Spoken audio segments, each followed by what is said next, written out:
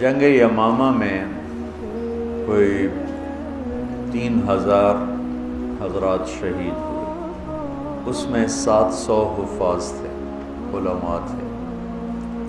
تو عمر رضی اللہ تعالیٰ عنہ نے